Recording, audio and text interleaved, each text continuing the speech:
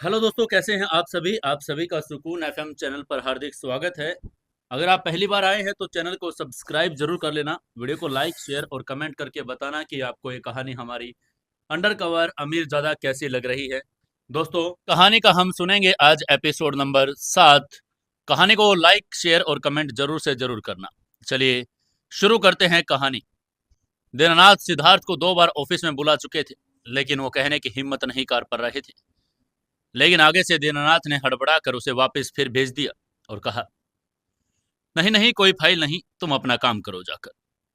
और ऐसे ही पूरा दिन निकल गया। शाम के 5 बजने वाले थे। ऑफिस के छुट्टी होने का वक्त करीब आ रहा था। दीनानाथ मेहता अपने कैबिन में इस छोर से उस छोर तक बेचैनी से टहल रहे थे। उनके माथे पर पसीने की वो बूंदें थी और वो अपनी पूरी जिंदगी में किसी बड़े से बड़े मंत्री या मुख्यमंत्री से बात करते हुए भी नहीं घबराए थे। लेकिन आज एक मामूली से क्लर्क को अपने घर पर डिनर के अंदर बुलाने के लिए उनका पसीना छूट रहा था। उनका वो सख्त खोल उन्हें ये करने से रोक रहा था। नितेश अपनी मेज से सब शीशे के दरवाजे से सब देख रहा था। वो समझ गया कि अगर वो खुद अंदर नहीं गया तो इंसान कभी अपने दिल की बात बोल ही नहीं पाएगा। इसलिए नितेश ने जानबूझकर कुछ फाइलों का बहाना लिया और दीनानाथ के कैबिन के दरवाजे पर धीरे से दस्तक देकर पूछा, अंदर आऊं सर? आगे से दीनानाथ जी ने अपनी कुर्सी पर बैठकर रुमाल से पसीना पोंछकर कहा, हाँ हाँ आओ सिद्धार्थ।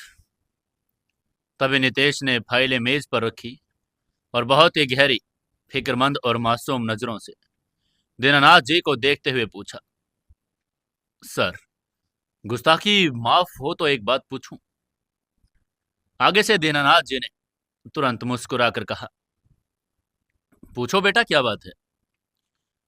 तभी नितेश ने अपने हाथ जोड़ लिए और एक बहुत ही डरी हुई आवाज में कहा, सर, मैं सुबह से देख रहा हूं आप बहुत परेशान लग रहे हैं।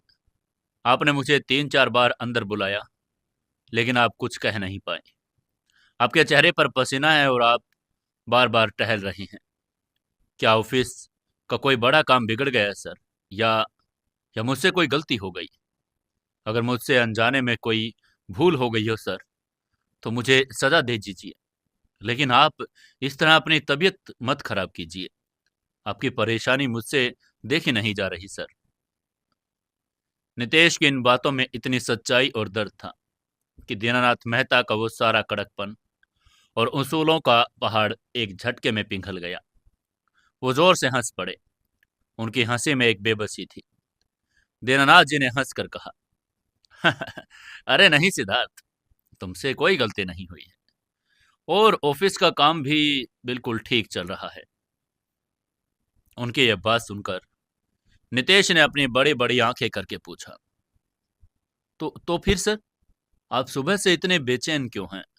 आपकी परेशानी का आखिर कारण क्या है?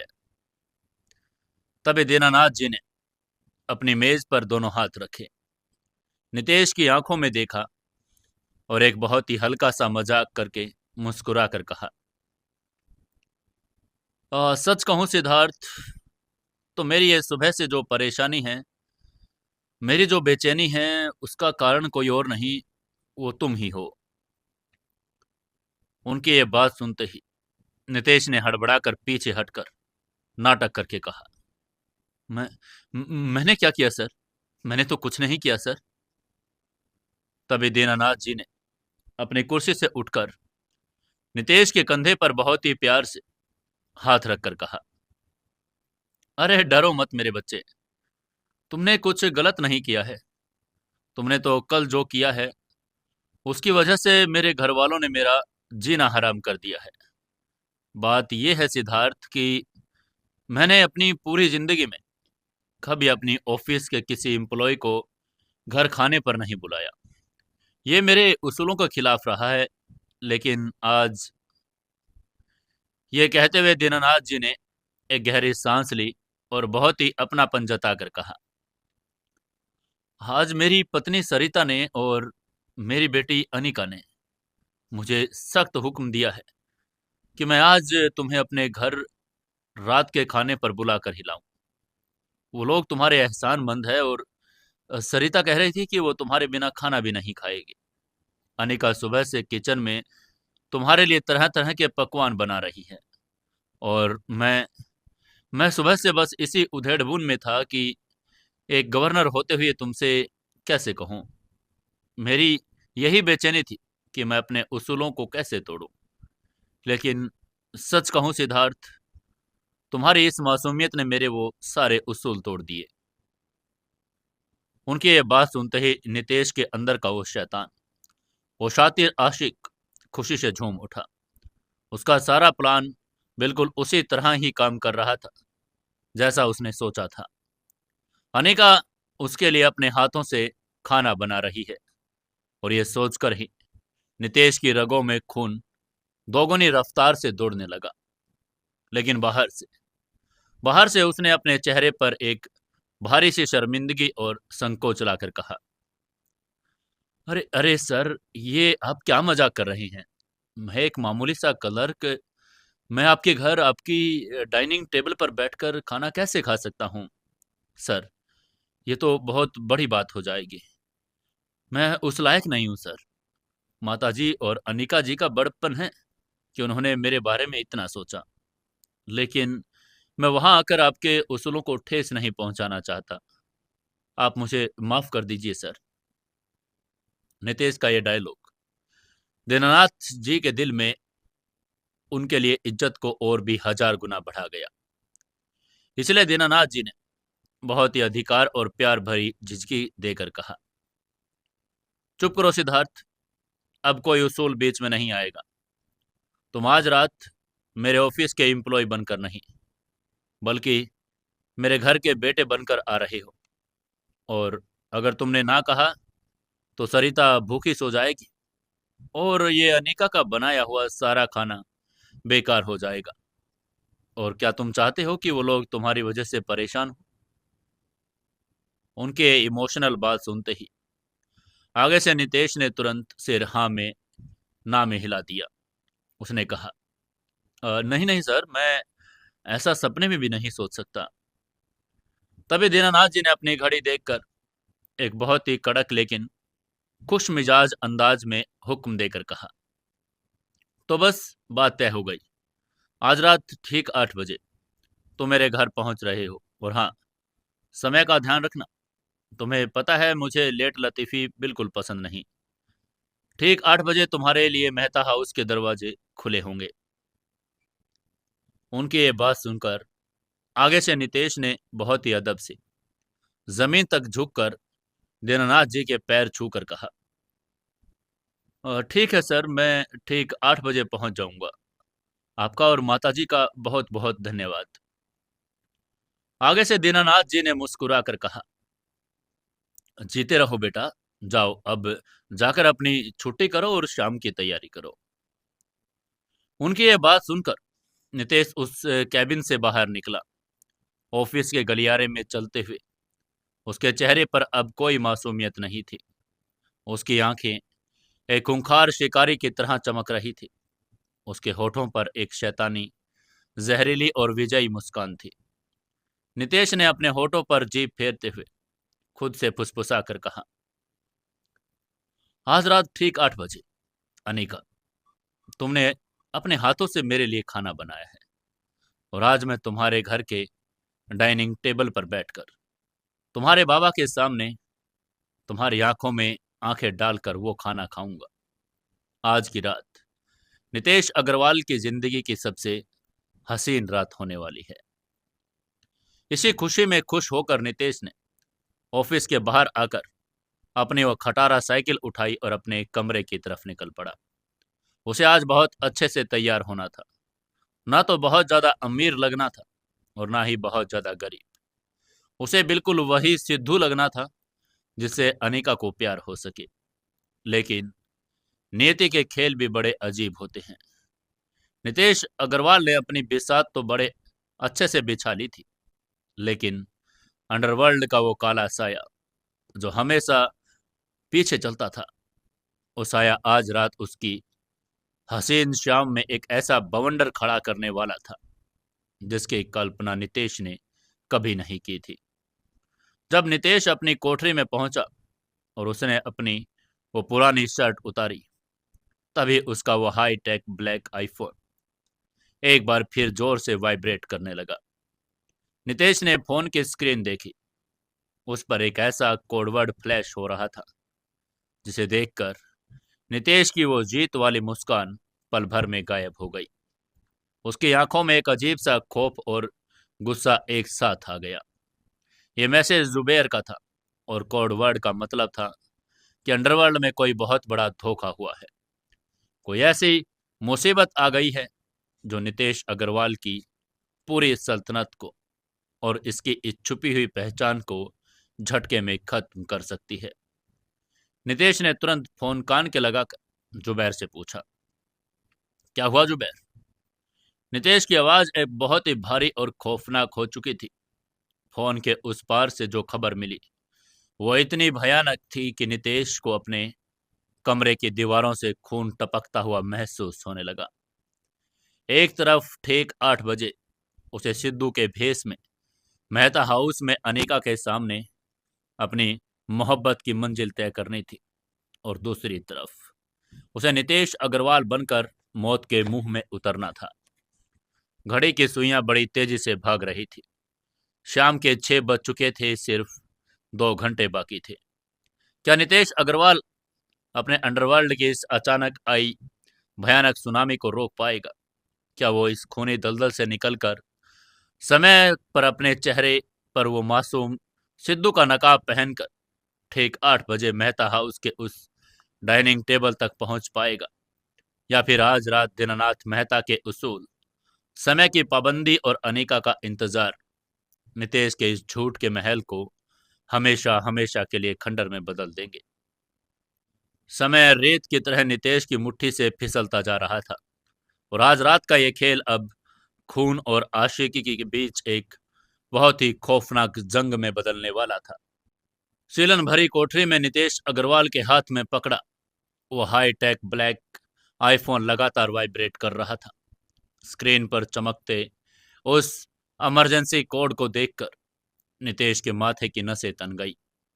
एक तरफ दीनानाथ मेहता के घर 8 बजे डिनर पर पहुंचने का वो नाजुक और अहम मौका था और दूसरी तरफ अंडरवर्ल्ड से आई ये अचानक मुसीबत। नितेश ने झटके से फोन उठाया और कान के लगाया और दूसरी तरफ ये बर्फीला खौफ जो किसी की रूह कपा दे उसकी आवाज में निकल पड़ा। नितेश ने अपने दांत पीस कर गुर्रा कर कहा, क्या हुआ है जुबैर?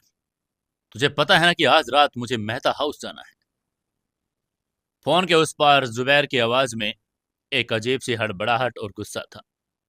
उसने नितेश को पूरी बात बताकर कहा, मुझे सब मालिक है छोटे मालिक, लेकिन हालात ही कुछ ऐसे हो गए हैं। मुझे आपको कॉल करना पड़ा। शहर के पूर्वी इलाके वाले हमारे मेन वेयर हाउस पर डी कोस्टा के आदमियों ने भारी हथियारों के साथ हमला कर दिया। हमारे जो विदेशी हथियार और कैश का कंसाइनमेंट आज रात शिफ्ट होना था, डिकोस्टा उसे लूटना चाहता है। हमारे कई आदमी मारे गए। अगर हमने अगले आधे घंटे में उन्हें नहीं रोका तो हमारा करोड़ों का माल और इस शहर में हमारा रुतबा दोनों खाक में मिल जाएंगे साहब। डिकोस्टा का नाम सुनते ही नितेश की आंखों में खून उतर आया। डिकोस्टा अंडरवर्ल्ड का एक ऐसा पुराना और खूंखार माफिया था जो हमेशा से अग्रवाल इंडस्ट्री के काले साम्राज्य को हड़पना चाहता था। तभी नितेश ने अपने हाथ की मुट्ठी कसकर एक खौफनाक दहाड़ के साथ कहा, डिकोस्टा की इतनी जुर्रत?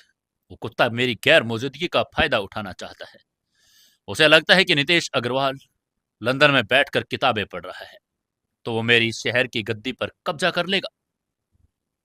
उसकी ये बात सुनकर उधर से जुबैर ने झिझक कर कहा, मालिक, मैं अपनी पूरी फोर्स लेकर वहां पहुंच रहा हूं, लेकिन डिकोस्टा के पास 60 से 70 हथियारबंद गुंडे हैं। हम उन्हें रोक तो लेंगे, लेकिन इसमें एक खून खराबा बहुत होगा। अगर आप लेकिन उनकी यह बात पूरी होने से पहले ही नितेश ने उसकी बात को बीच में काट कर एक खूनी लहजे में कहा, मैं आ रहा हूं।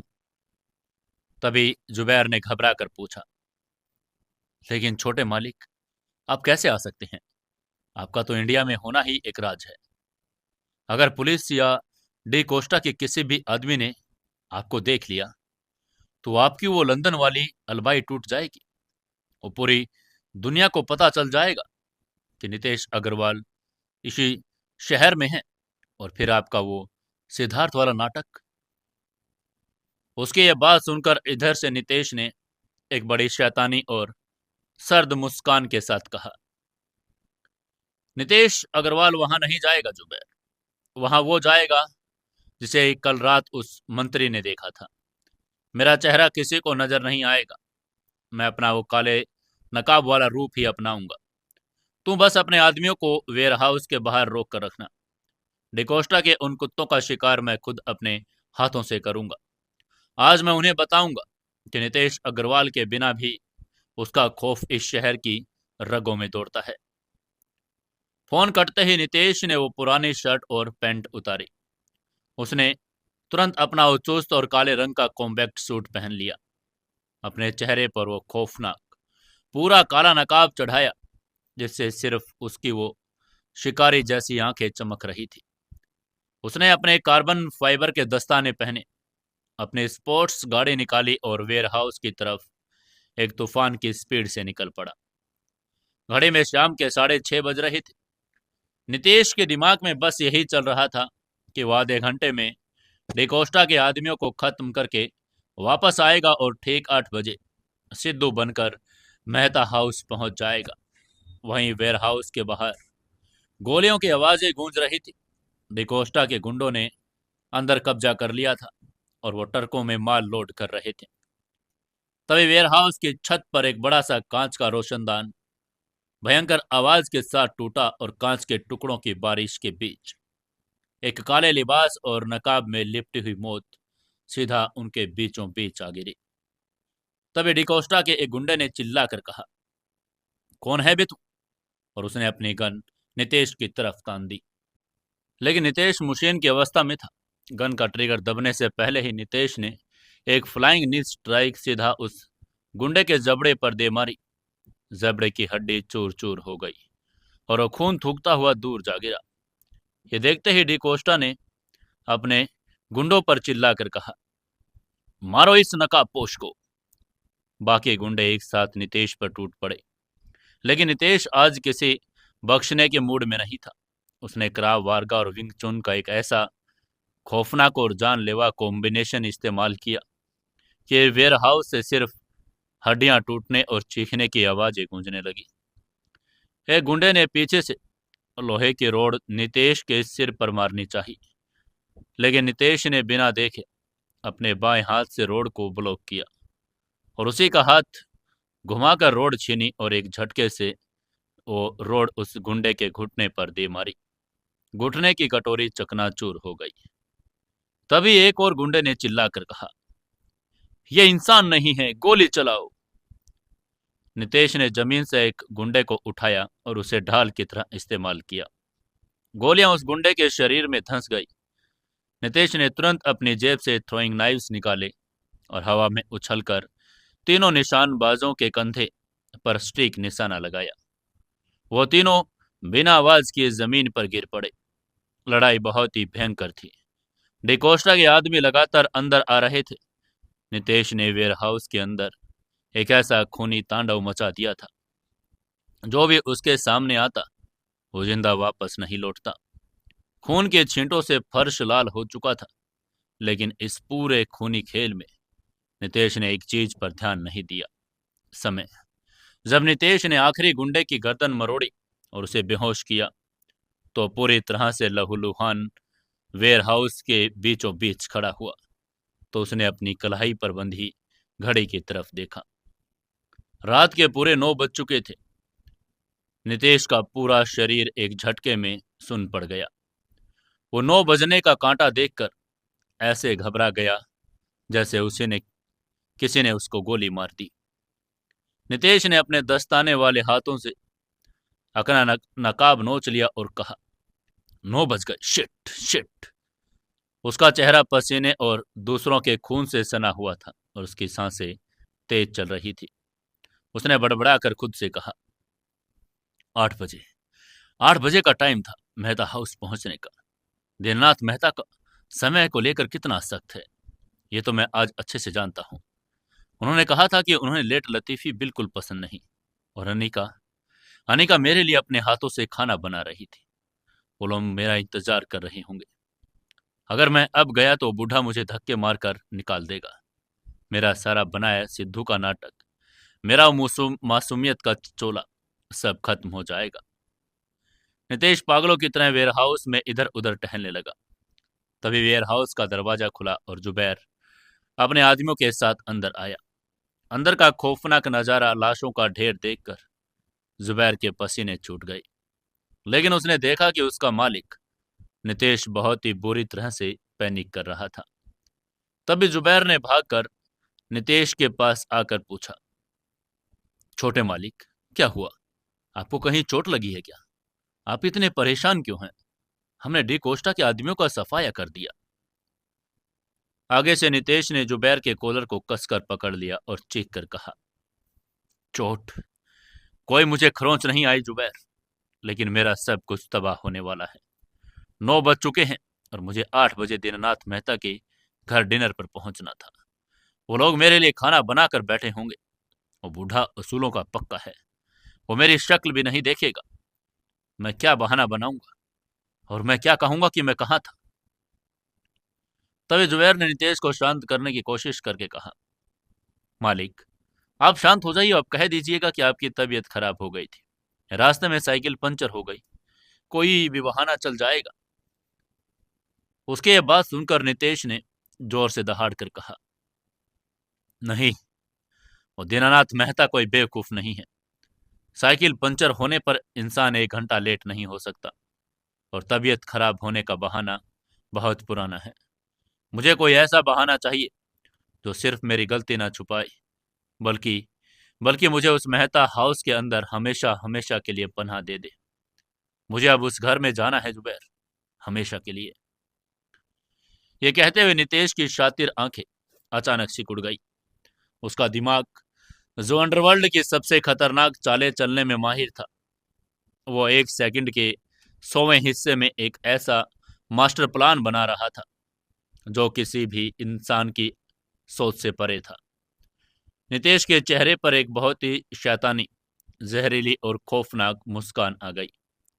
उसने जुबैर की आंखों में सीधा देखा और एक ऐसा हुक्म दिया जिसे सुनकर जुबैर के पैरों तले से जमीन खिसक गई। नितेश ने बहुत ही गहरी आवाज में कहा, जुबैर, अपना दायां हाथ उठा और पूरी ताकत से मेरे चेहरे पर एक मुक्का मार। उसकी ये बात सुनकर जुबैर की आंखें फटी रह गई और उसने हैरान होकर कहा, क्या क्या छोटे मालिक, आप ये क्या कर रहे हैं? आपका दिमाग तो ठीक है। तभी नितेश ने चिल्लाकर कहा, मैंने कहा मेरे चेहरे पर मुक्का मार। मेरे होठ फटने चाहिए, मेरी आंख के नीचे नीला निशान पड़ना चाहिए, और मुझे मेरे ही खून का स्वाद आना चाहिए। जुबैर, मार मुझे। लेकिन आगे से जुबैर पीछे हट गया।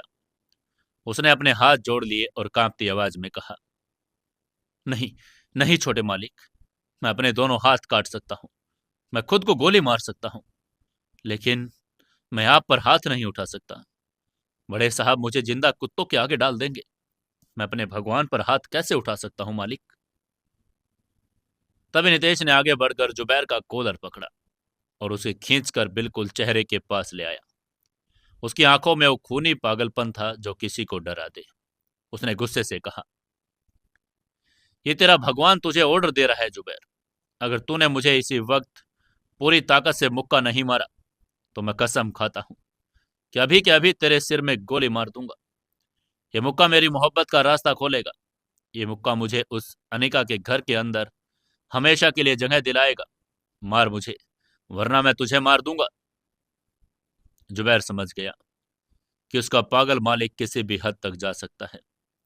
जुबैर ने अपनी आंखें कसकर बंद कर ली, अपने दाएं हाथ की मुट्ठी को पूरी ताकत से कचा और एक जोरदार हवा को चीरता हुआ मुक्का सीधा नितेश के चेहरे पर उसके होठ और गाल के बीच दे मारा। मुक्के की ताकत इतनी ज्यादा थी कि नितेश हवा में उड़ता हुआ सीधा पीछे रखे हुए लकड़ी के क्रेट्स पर जा गिरा। उसका सिर लकड़ी से टकरा गया, उसका होठ बुरी तरह से फट गया और उसमें से ताजा लाल खून बहकर उसकी ठुड्डी पर आ गया। उसके दाएं आंख के नीचे से चमड़ी सूज गई और नीली पड़ने लगी। तभी जुबैर ने चिल्लाकर कहा, छोटे मालिक। जुबैर चीखता हुआ नितेश के पास भागा और उसे उठाने लगा, लेकिन नितेश नितेश दर्द से चीखने की बजाय जमीन पर पड़ा हुआ जोर जोर से पागलों की तरह हंस रहा था। वो अपने ही खून को अपने होठों से चाट रहा था और उसकी हंसी पूरे वेयरहाउस में गूंज रही थी। नितेश ने अपने मुंह से खून थूक कर कहा, बहुत अच्छे जुबैर, बहुत अच्छे। वो जुबैर का सहारा लेकर खड़ा हुआ। फिर उसने अपने उस पुराने सिद्धार्थ वाले कपड़ों को पहना। उसने जानबूझकर अपनी शर्ट को कई जगह से फाड़ दिया, उसके कॉलर को खींचकर तोड़ दिया। उसने अपने चेहरे के अंदर खून को अपनी शर्ट पर बदल दिया। उसने अपने बालों में धूल भर ली। अब वो को खूंखार अंडरवर्ल्ड का डॉन नहीं लग रहा था, बल्कि एक ऐसा बेचारा, मजलूम और पिटा हुआ इंसान लग रहा था जिसे देखकर किसी का भी दिल पसीज जाए। तभी जुबैर ने हैरानी और खौफ से उससे पूछा, छोटे मालिक, ये सब क्या है और आप ये क्या कर रहे हैं? तभी नितेश ने अपनी फटी हुई शर्ट को ठीक करके बड़ी शातिर और शैतानी मुस्कान के साथ अपने मास्टर प्लान का खुलासा करके कहा, सुन जुबैर, लेट मैं नहीं हुआ हूं। मैं तो ठीक 7 बजे अपने कमरे से निकल गया था मेहता हाउस जाने के लिए। लेकिन लेकिन मैं जिस शर्मा जी के मकान के किराए पर रहता हूं ना, वो शर्मा जी और उनके गुंडे बेटों ने मुझे रास्ते में रोक लिया। नितेश वो अपनी मनगढ़ंत कहानी सुनाते हुए ऐसे एक्टिंग कर रहा था जैसे वो सच में रो रहा हो। उसने वो कहानी को आगे बढ़ाकर कहा, शर्मा जी ने मुझसे कहा कि उन्हें मेरी 2 महीने की एडवांस पगार अभी के अभी चाहिए। मैंने हाथ जोड़कर कहा कि वो पैसे मेरे पास नहीं है और मुझे आज गवर्नर साहब के घर पर डिनर पर जाना है। लेकिन उन जालिमों ने मेरी एक नहीं सुनी। उन्होंने मुझे बहुत पीटा जुबैर, और उन्होंने मेरे चेहरे पर मुक्के मारे, मेरे कपड़े फाड़ दिए, मेरी जेब में पड़े वो आखिरी थोड़े पैसे भी छीन लिए और मेरा सारा सामान मेरे उस सीलन भरे कमरे से निकालकर सड़क पर फेंक दिया। उन्होंने मुझे घर से बेदखल कर दिया जुबैर। अब मेरे पास इस शहर में रहने के लिए कोई छत नहीं, कोई ठिकाना भी नहीं है। नितेश ने कहानी इतने दर्द और इतनी बेबसी, इतने आंसू भरे लहजे में सुनाई कि एक पल के लिए तो जुबैर को लगा कि शायद सच में उसके मालिक के साथ उसका ऐसा ही हुआ है। नितेश ने अपनी आंखों में उस शैतानी चमक लाकर आगे कहा, और जब जब मैं खून से लथपथ ये चेहरा और फटे हुए कपड़े, ये दर्दनाक कहानी लेकर दीनानाथ मेहते के दरवाजे पर पहुंचूंगा, तो उसका वो सारा गुस्सा, वो समय की पाबंदी का उसूल मेरे इन आंसुओं और मेरे इस खून के आगे मोम की तरह पिघल जाएगा जुबैर। अनिका का दिल मेरे लिए तड़प उठेगा। वो दीनानाथ मेहता जो कल मुझे अपना बेटा कह रहा था, वो मुझे सड़क पर नहीं जाने देगा। वो खुद मुझे अपने घर में, मेहता हाउस में पनाह देगा, और फिर नितेश अग्रवाल हमेशा के लिए उस घर का हिस्सा बन जाएगा। वहीं जुबैर अपने मालिक के इस खौफनाक, शातिर और जीनियस हमले दिमाग को देखकर वो समझ गया था कि नितेश अग्रवाल प्यार में सिर्फ एक आशिक नहीं, बल्कि एक ऐसा खिलाड़ी बन चुका है जो अपनी हर चाल के सामने से आने वाले लोगों को मौत दे देगा। जुबैर ने हाथ जोड़कर कहा, आप सच में बहुत खतरनाक हैं छोटे मालिक। आपके इस चाल के आगे तो भगवान भी हार मान ले। तभी नितेश ने उससे कहा, अब मुझे जल्दी से मेहता हाउस के पास ड्रॉप कर, मुझे अपनी एक्टिंग शुरू करनी है। इसी समय उधर मेहता हाउस के अंदर रात के 9:15 बज चुके थे। डाइनिंग टेबल पर बहुत ही शानदार और लजीज खाना सजा हुआ था, लेकिन घर का माहौल बहुत ही तनावपूर्ण और भारी हो चुका था। दीनानाथ मेहता अपने ड्राइंग रूम में इधर से उधर बड़ी तेजी से और गुस्से में टहल रहे थे। उनके माथे पर पसीने की बूंदें थी और उनका चेहरा गुस्से से तमतमा रहा था। तभी दीनानाथ जी ने दीवार पर टंगी घड़ी की तरफ उंगली उठाकर बहुत ही कड़क और ऊंची आवाज में कहा, 9:15 बज गए सरिता, 9:15। मैंने उसे साफ साफ शब्दों में कहा था कि ठीक 8 बजे पहुंचना है। मुझे समय की बर्बादी और लेट लतीफी बिल्कुल पसंद नहीं। और वो लड़का, वो एक मामूली सा क्लर्क, आज मेरे समय का, मेरे इनविटेशन का इस तरह मजाक उड़ा रहा है। तभी सरिता जी ने सोफे से उठकर उन्हें शांत करने की कोशिश करके कहा, अरे शांत हो जाइए, वो हो सकता है कोई जरूरी काम आ गया हो या रास्ता भटक गया हो। वो लड़का ऐसा नहीं है, वो जानबूझकर किसी का अपमान करे। कल ही तो उसने मेरी जान बचाई है।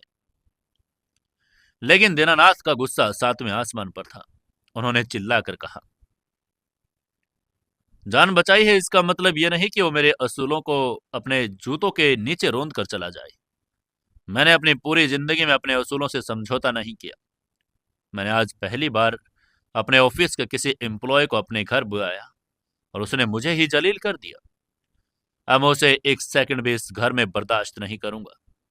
अगर वो अब आया भी तो मैं उसे धक्के मारकर बाहर निकाल दूंगा। वहीं अनिका, जो बड़े प्यार से तैयार हुई थी, वो उदास चेहरे के साथ डाइनिंग टेबल के पास खड़ी थी। उसने बहुत मेहनत से सिद्धू के लिए खाना बनाया। जयनाथ की बातें सुनकर उसका दिल भी अंदर से टूट रहा था, लेकिन उसे कहीं ना कहीं यकीन था कि उसका सिद्धू ऐसा तो नहीं कर सकता। तभी अनिका ने बहुत ही धीमी और उदास आवाज में कहा, बाबा प्लीज ऐसा मत कहिए। सिद्धू ऐसा लड़का नहीं है। उसमें बिल्कुल भी घमंड या लापरवाही नहीं है। मुझे पक्का यकीन है बाबा कि वो बहुत किसी बड़े मुसीबत में फंस गया होगा, वरना वो कभी आपको इस तरह इंतजार नहीं करवाता। प्लीज थोड़ा सा और इंतजार कर लीजिए। लेकिन आगे से दीननाथ जी ने अपना फैसला सुनाकर कहा, कोई इंतजार नहीं होगा। खाना मेज से उठा लो सरिता। आज इस घर में कोई खाना नहीं खाएगा और कल सुबह जब वो ऑफिस आएगा तो मैं उसे उसकी असली औकात बताऊंगा। उन्होंने इतना ही कहा था कि तभी खट खट खट मेहता हाउस के मेन गेट पर बहुत ही धीमी, कमजोर और कांपती हुई दस्तक हुई, जिसको सुनते ही पूरा घर एक पल के लिए शांत हो गया। वो आवाज सुनते ही अनिका ने धीरे से कहा, वो आ गया। अनिका के चेहरे पर एक चमक आ गई और वह दरवाजे की तरफ भागी। तभी दीनानाथ जी ने पीछे से गुस्से में चिल्लाकर कहा, उसे अंदर मत आने देना अनिका। कह दो कि दीनानाथ मेहता के घर के दरवाजे अब उसके लिए बंद हो चुके हैं। लेकिन अनिका ने उनकी बात अनसुनी कर दी और तेजी से जाकर दरवाजा खोलकर सीधा कहा, सिद्धू तुम इतनी देर से। लेकिन तभी अनिका के मुंह से जो अल्फाज निकलने वाले थे वो उसके गले में अटक गए। उसकी आंखें फटी की फटी रह गई। उसके चेहरे का रंग पल भर में सफेद पड़ गया। उसके मुंह से एक बहुत ही दर्दनाक, दिल चीर देने वाली चीख निकल गई। उसने चिल्लाकर कहा, सिद्धू, हे भगवान। अनिका की यह चीख सुनकर दीनानाथ जी, सरिता और रिया तीनों बदहवास होकर दरवाजे की तरफ दौड़े। दरवाजे का नजारा देखकर उनके पैरों तले से भी जमीन खिसक गई। चौखट पर नितेश यानी सिद्धू खड़ा था, या यूं कहें कि वो बस गिरते गिरते बचा हुआ था। उसकी वो सादी शर्ट कई जगह से फटी हुई थी। उसमें से उसका कंधा नजर आ रहा था और उसके होठ बुरी तरह से कटे हुए थे। उसमें से ताजा खून बहकर उसकी गर्दन तक आ रहा था।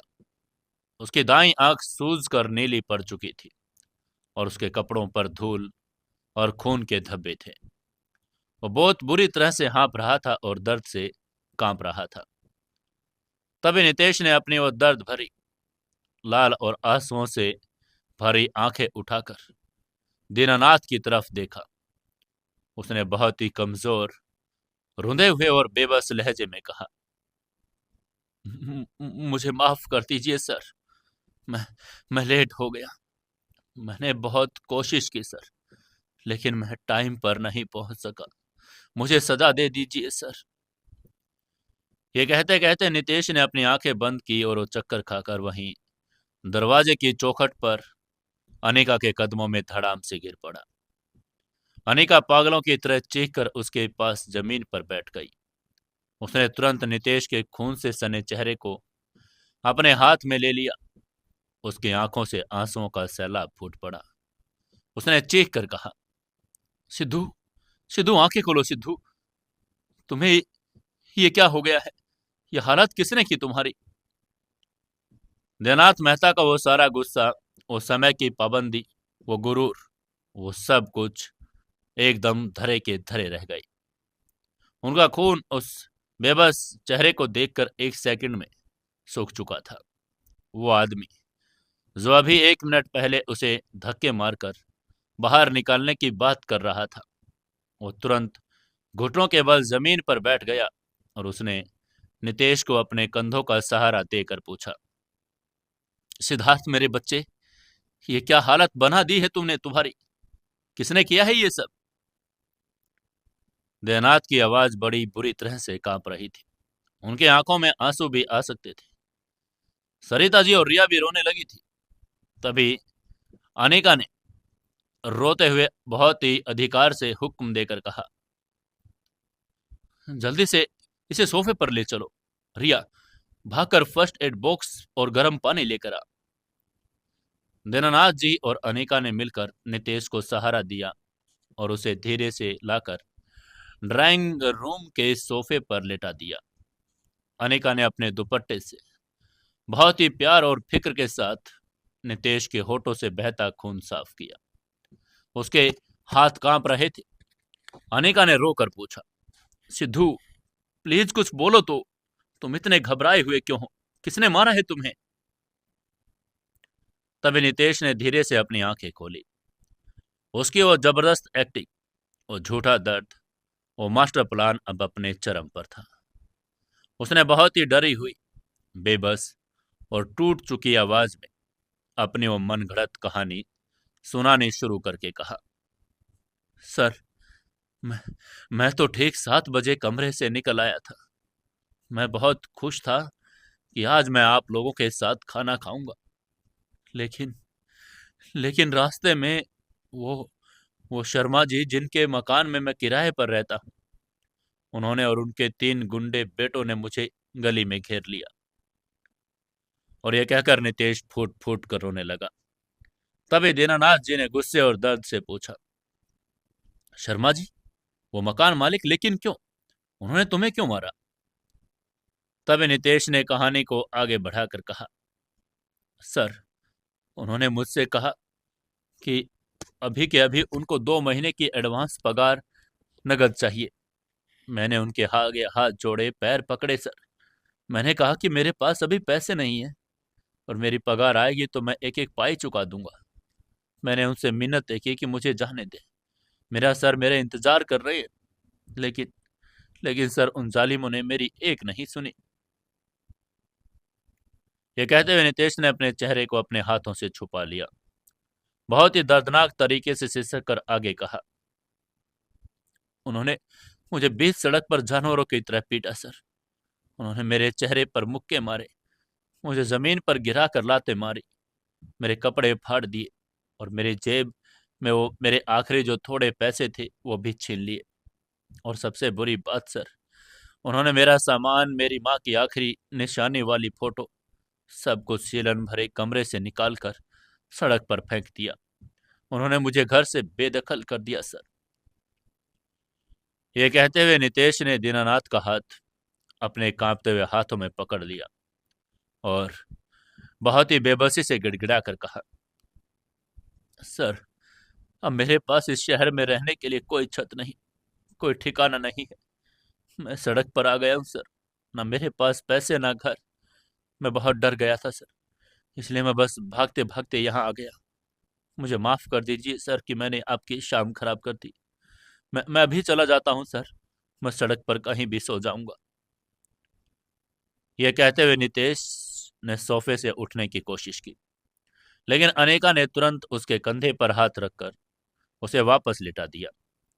अनेका बहुत ही जोर से रोते हुए चिल्लाकर बोली, पागल हो गए हो तुम इस हालत में कहाँ जाओगे?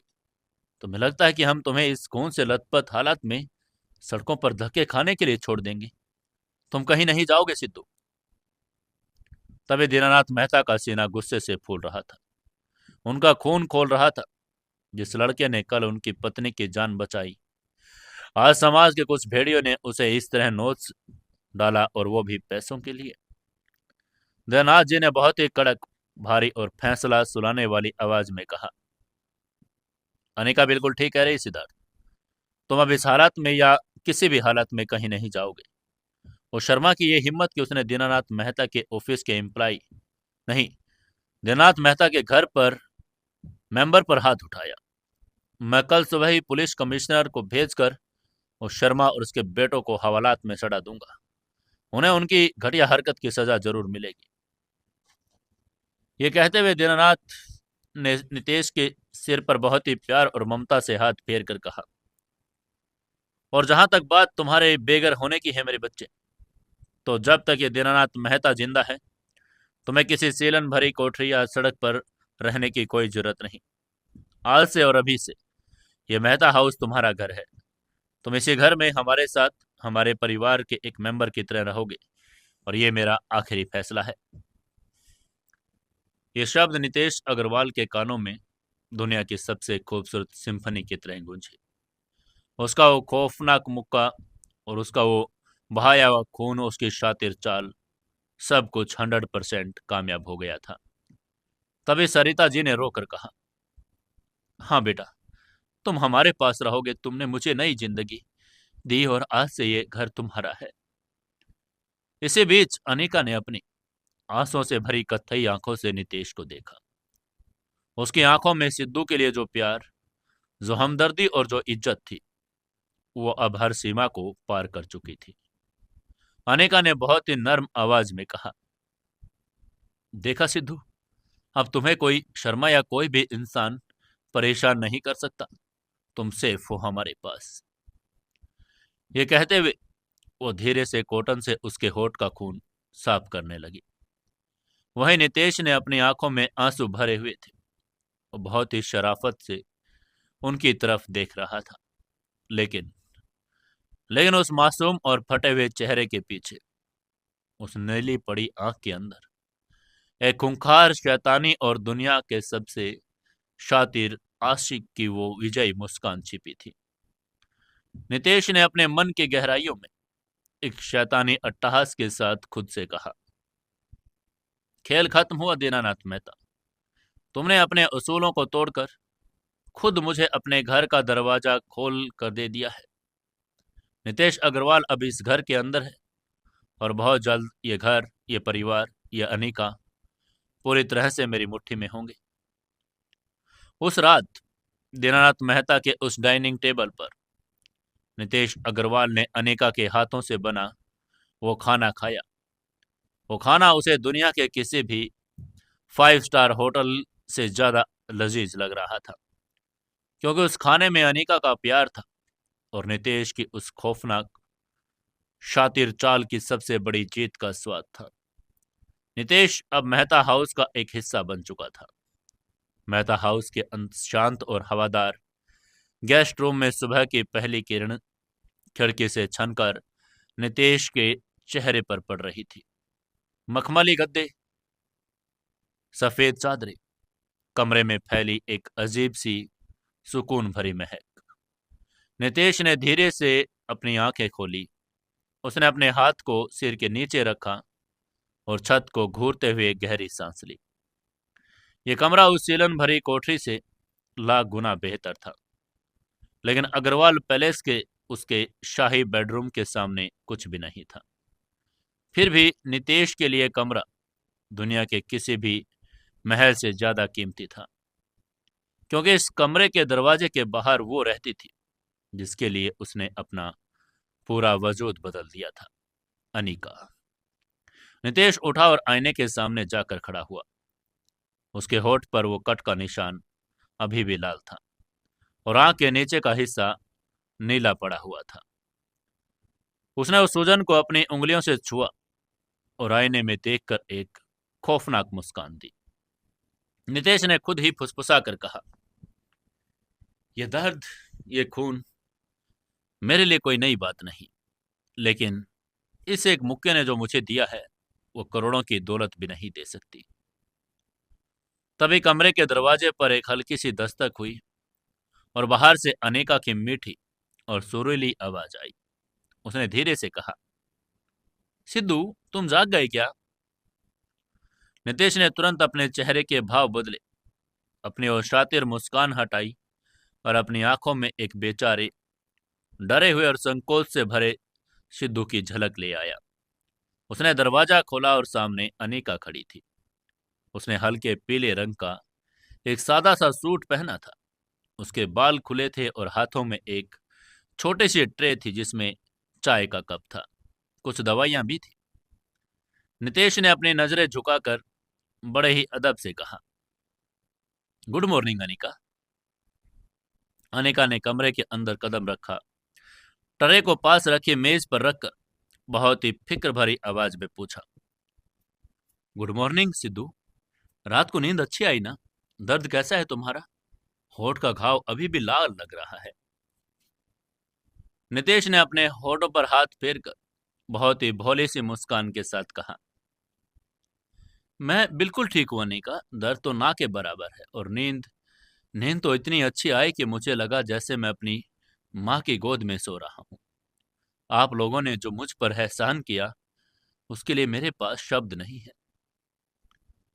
तभी आगे से अनिका ने अपनी कत्थई आंखों से नितेश को घूरकर थोड़ा सा झूठा गुस्सा दिखाकर कहा, तुम फिर से वही एहसान और प्रायों वाली बात करने लगे। मैंने कल ही कहा था ना कि तुम इस घर के सदस्य और हम दोस्त हैं। दोस्तों के बीच एहसान नहीं होता। आओ, यहाँ बिस्तर पर बैठो, मुझे तुम्हारे घाव पर यह मलहम लगाना है। लेकिन आगे से नितेश ने हड़बड़ाते हुए पीछे हटने की एक्टिंग करके कहा, अरे अरे नहीं अनिका, मैं खुद कर लूंगा। आपको तकलीफ करने की कोई जरूरत नहीं। तभी आगे से अनिका ने बहुत ही अधिकार से उसका हाथ पकड़कर कहा, चुपचाप बैठ जाओ सिद्धू। मैं आईएएस की तैयारी कर रही हूँ। मुझे पता है कि जिद्दी बच्चों से कैसे निपटना है। ये कहते हुए उसने बिस्तर के किनारे पर बैठा दिया। अनिका अब बिल्कुल उसके करीब खड़ी थी। उसने ट्यूब से थोड़ा सा मलहम अपनी उंगली पर लिया, बहुत ही कोमलता से नितेश के फटे हुए होठों पर लगाने लगी। अनिका की उंगलियों का नर्म स्पर्श, उसकी सांसों की वो हल्की सी गर्माहट, उसके बालों से आती वो भीनी भीनी खुशबू, नितेश के अंदर का वो खूंखार अंडरवर्ल्ड डॉन इस एक पल में जैसे पूरी तरह पिघल गया। वो बस अपने पलके झपकाए बिना अनिका के उस मासूम और फिक्रमंद चेहरे को देखे जा रहा था। अनिका ने उसकी आंखों में देखकर धीरे से पूछा, जलन हो रही है क्या? अनिका के इस अंदाज से नितेश की सांसें अटक गई। उसने बस ना में से हिलाकर कहा, नहीं, बिल्कुल नहीं। तभी अनिका ने मलहम लगाकर बहुत ही गुस्से से कहा, तुम्हारी आंख की सूजन अभी कम नहीं हुई है। वो शर्मा जी कितने निर्दयी इंसान होंगे जिन्होंने थोड़े पैसे के लिए तुम्हारे जैसे इंसान को बुरी तरह पीटा। बाबा कह रहे थे कि वो आज ही पुलिस कमिश्नर को फोन करेंगे और उन्हें सजा जरूर मिलनी चाहिए। पुलिस कमिश्नर का नाम सुनते ही नितेश के दिमाग की घंटी बज गई। उसने जो मन घड़त कहानी बनाई थी, और अगर दीनानाथ मेहता ने सच में पुलिस कमिश्नर को उस मकान मालिक शर्मा के पास भेज दिया तो शर्मा जी साफ मुकर जाएंगे कि उसने सिद्धू को पीटा है। और अगर शर्मा जी ने सच बता दिया तो नितेश का भंडाफोड़ हो जाएगा। नितेश ने तुरंत अपने चेहरे पर बहुत ही डरपोक और सहमा हुआ भाव लाकर अनिका का हाथ धीरे से अपने होठों से हटाया और बहुत ही कांपती आवाज में कहा, नहीं नहीं अनिका, प्लीज बाबा से कहिए कि वो पुलिस को बीच में ना लाए। मैं पुलिस और कचहरी के पचड़ों में बहुत डरता हूँ। शर्मा जी के बेटे बहुत गुंडे किस्म के लोग हैं। अगर पुलिस उनके घर गई तो वो लोग बाद में मुझसे बदला लेंगे। वो मुझे जान से मार देंगे अनिका। मुझे कोई न्याय नहीं चाहिए, मैं बस शांति से जीना चाहता हूँ। प्लीज मेरी खातिर बाबा को रोक लीजिएगा। उसकी यह बात सुनकर अनिका ने नितेश की आंखों में वो खौफ देखा। उसे लगा कि सिद्धू सच में बहुत घबराया हुआ है। अनेका ने उसे तसल्ली देकर कहा, ठीक है सिद्धू, तुम डरो मत। अगर तुम नहीं चाहते तो मैं बाबा को मना लूंगी। वो पुलिस को फोन नहीं करेंगे, पर तुम अब उस गली की तरफ कभी मत जाना।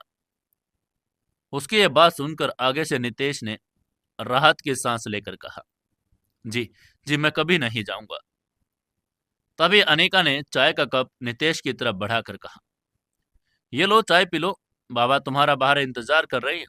आज से तुम उनके साथ ही सरकारी गाड़ी में ऑफिस जाओगे, उन्होंने ही कहा है। आगे से नितेश ने चाय का कप लिया और बहुत ही शराफत से मुस्कुरा कर कहा, जी मैं अभी 5 मिनट में तैयार होकर आता हूँ। इसके बाद अनिका कमरे से चली गई। अनिका के कमरे से जाते ही नितेश का वो डरा हुआ चेहरा पल भर में एक शातिर शिकारी के चेहरे में बदल गया। उसने चाय का कप मेज पर रखा और तुरंत अपना वो सीक्रेट ब्लैक आईफोन निकाला। उसने बिना एक सेकंड गंवाए जुबैर का नंबर डायल किया। तभी उधर जुबैर की फुर्तीली आवाज आई। उसने फोन उठाते ही कहा, जी छोटे मालिक, रात को हमने डिकोस्टा का पूरा वेयर हाउस साफ कर दिया, अब क्या हुक्म है। उसकी यह बात सुनते ही नितेश ने अपने दांत पीसकर बहुत ही खतरनाक और तेज आवाज में कहा, वो सब तो ठीक है जुबैर, लेकिन अभी जो मैं कह रहा हूं उसे ध्यान से सुन। वो जो शर्मा है, उसके मकान में मैंने एक किराए का कमरा लिया था। अभी इसी वक्त अपने 4-5 खूंखार आदमियों को लेकर उसके घर पहुंच। उसकी यह बात सुनकर जुबैर ने थोड़ा कंफ्यूज होकर पूछा, शर्मा के घर? लेकिन क्यों मालिक, उसने क्या कर दिया? तब नितेश ने एक लफ्ज पर जोर देकर कहा, उसने किया नहीं है, उसे अब करना है। उस शर्मा के मुंह पर पैसों की गड्डियां ठूस दे, उसकी कनपटी पर बंदूक रख दे और उसे ये बात रटा दे कि अगर कोई भी पुलिस वाला या गवर्नर हाउस का कोई आदमी उसे सिद्धार्थ के बारे में पूछने आए तो शर्मा यही कहेगा कि उसने अपने बेटों के साथ मिलकर सिद्धार्थ को बेरहमी से पीटा, उसके पैसे छीने थे और उसे घर से निकाला था। अगर शर्मा ने एक भी लफ्ज गलत बोला तो ये सच उगल दिया कि उसने मुझे नहीं पीटा, तो मैं उसके पूरे परिवार को उसी मकान के अंदर जिंदा जला दूंगा। उसे मेरी ये कहानी सच साबित करनी होगी, समझ गया तू? उसकी ये बात सुनकर जुबैर ने आश्वासन देकर फोन काट कर कहा, बिल्कुल समझ गया छोटे मालिक। वो शर्मा क्या, उसका बाप भी गवाही देगा जो आप चाहेंगे। मैं अभी उसे सीधा कर देता हूँ।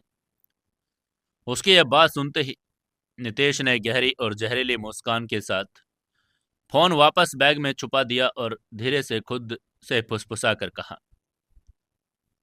खेल के हर एक प्यादे को कैसे खड़ा करना है, ये नितेश अग्रवाल बहुत अच्छे से जानता है दीनानाथ मेहता। तुम अगर हकीकत तहकीकात भी करोगे तो वो तुम्हें सच मिलेगा जो मैंने तुम्हें बताया है। कुछ देर बाद नितेश ड्राइंग रूम में पहुंचा। दीनानाथ मेहता अखबार पढ़ रहे थे। सरिता जी वहीं सोफे पर बैठी थी। सरिता ने प्यार और ममता के साथ नितेश से पूछा, आओ बेटा सिद्धू, रात को नींद तो अच्छी आई ना, दर्द कैसा है अब? नितेश ने आगे बढ़कर उनके पैर छूकर कहा, मैं बिल्कुल ठीक हूं माता जी, आपकी तबीयत कैसी है? सरिता ने मुस्कुराकर कहा, मैं तो एकदम भली चंगी हूं। आप तुम जल्दी से नाश्ता कर लो, फिर साहब के साथ ऑफिस के लिए निकल जाना।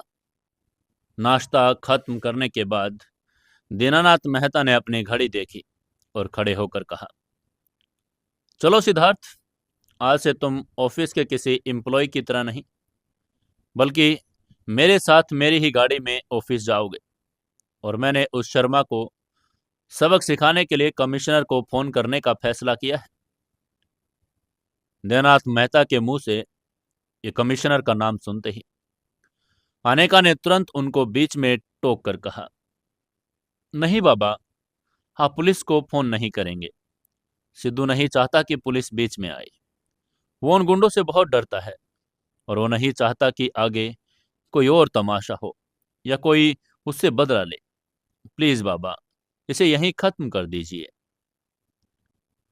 उसकी ये बात सुनकर दीनानाथ जी ने नितेश की तरफ देखा। आगे से नितेश ने अपना सिर नीचे झुका लिया, जैसे वो सच में कांप रहा हो। तब दीनानाथ ने बहुत ही कड़क लेकिन फिक्रमंद आवाज में कहा, तुम बहुत भोले हो सिद्धार्थ। डरने से ऐसे जालिमों के हौसले और बढ़ जाते हैं। लेकिन अगर तुम्हारी यही इच्छा है कि पुलिस बीच में ना आए, तो ठीक है, मैं तुम्हारी बात का मान रखता हूं। लेकिन अगर उस शर्मा ने दोबारा तुम्हारी तरफ आंख उठाकर भी देखा, तो मैं उसे छोड़ूंगा नहीं। आगे से नितेश ने हाथ जोड़कर कहा, धन्यवाद सर, आपका मैं यह एहसान कभी नहीं भूलूंगा। गवर्नर की उस नीली बत्ती वाली शानदार गाड़ी में बैठकर नितेश ऑफिस पहुंचा। जब वो दोनों एक साथ ऑफिस के अंदर दाखिल हुए, तो पूरा ऑफिस हक्का बक्का रह गया।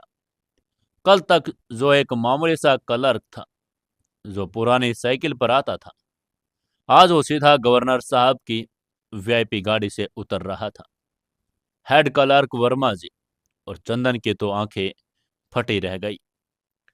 तभी दीनानाथ जी अपने कैबिन में चले गए और नितेश अपनी डेस्क की तरफ बढ़ा। चंदन तुरंत भागता हुआ उनके पास आया। चंदन ने अपनी पान चबाती हुई आवाज में हैरानी से पूछा, अरे बाप रे, सिद्धार्थ भाई, ये क्या चमत्कार हो गया? तुम सीधा साहब की गाड़ी से?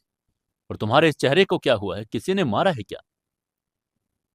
उसकी यह बात सुनकर आगे से नितेश ने बहुत ही शातिर तरीके से मुस्कुराकर चंदन के कंधे पर हाथ रखा और फुसफुसा कर कहा, चंदन भाई, बस ऊपर वाले की कृपा हो गई। साहब ने मुझे अपने घर में पनाह दे दी। अब से मैं उन्हीं के घर में रहता हूं। उसकी यह बात सुनकर चंदन का मुंह खुला का खुला रह गया। उसने चौंक कर कहा, क्या बात कर रहे हो? सीधा साहब के घर? और भाई, तुम्हारी तो लोट लग गई। अब तो ऑफिस में तुम्हारा ही सिक्का चलेगा।